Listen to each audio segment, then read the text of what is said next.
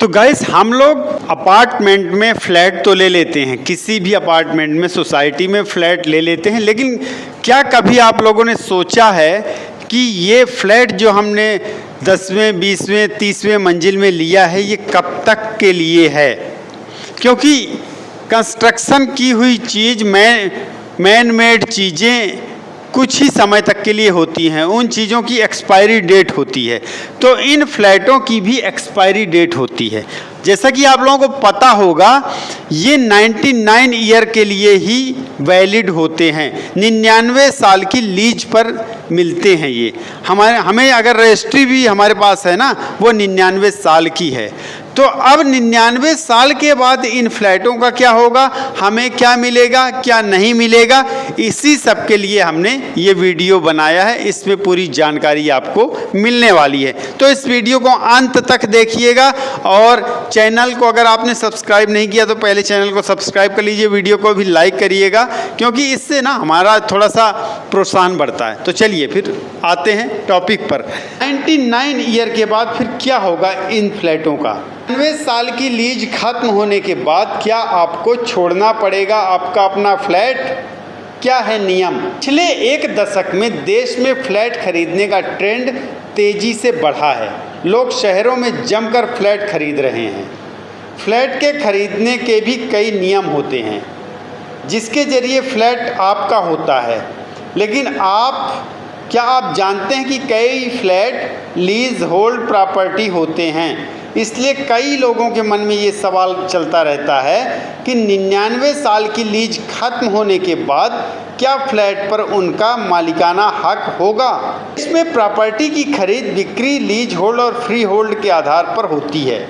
जिस real estate property पर मालिक के अलावा किसी और का हक नहीं होता, ऐसी प्रॉपर्टी को फ्री होल्ड प्रॉपर्टी कहा जाता है। इस तरह की प्रॉपर्टी के रेट हाई होते हैं। लेकिन लीज होल्ड प्रॉपर्टी पर एक तय समय तक आपका मालिकाना हक रहता है।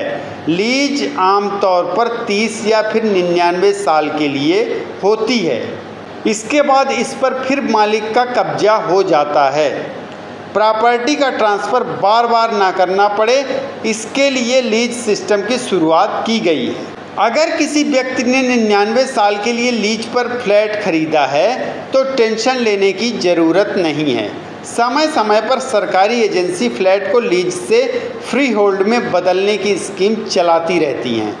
इसके लिए कुछ पैसे लगते हैं। इसके बाद लीज खत्म होने के बाद प्रॉपर्टी को फ्री होल्ड कर दिया जाता है। लीज खत्म होने के बाद प्रॉपर्टी की वैल्यू गिर जाती है क्योंकि दोबारा इसका कोई ख़रीदार नहीं मिलता है। इसलिए इस तरह की प्रॉपर्टी सस्ती होती है। तो गाइस अब हम आपको बताते हैं कि अगर आपने कोई फ्लैट खरीदा है 99 साल का, उसमें लीज पट्टा रजिस्ट्री जो भी है, उसके बाद आपका उसमें मालिकाना हक रहेगा। क्योंकि आप अगर पढ़ेंगे तो आपकी रजिस्ट्री में साफ साफ लिखा हुआ है टोटल एरिया का पॉइंटों में जितना भी स्क्वायर फीट ज़मीन है उस पे भी आपका मालिकाना हक है। तो आपके फ्लैट की रजिस्ट्री तो हुई है, बट साथ साथ आपके प्रॉपर्टी ज़मीन का जो वैल्यू है, जो ज़मीन है उसका भले ही इंचों में हो लेकिन उसकी भी आपको रजिस्ट्री हुई है।